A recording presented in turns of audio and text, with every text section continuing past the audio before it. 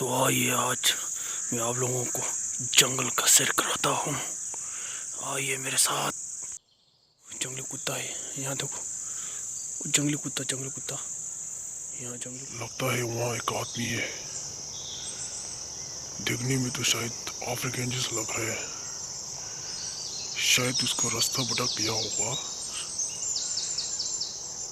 और चले हम उसके नजदीक जाते हैं और उससे पूछते हैं,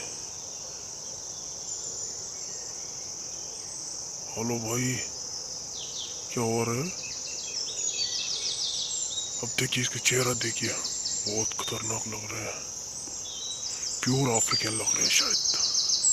हम आपको नजदीक से दिखाते हैं उसका चेहरा। देखिए, ये देखिए प्योर अफ्रीकन घने जंगलों में। ओह, हम उसके पीछे जा रहे हैं तो उसके साथ बात कर रहे हैं। ये कुछ बोल रहे हैं अपनी लैंग्वेज में, मालूम नहीं मुझे क्या बोल रहे हैं। मुझसे कुछ पूछ रहे हैं लेकिन उसका भाषा हमें समझ में नहीं आ रहा है।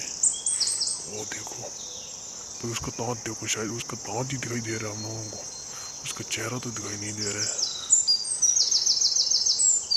उसका दांत बहुत सफेद है। और ये देखो, ये देखो,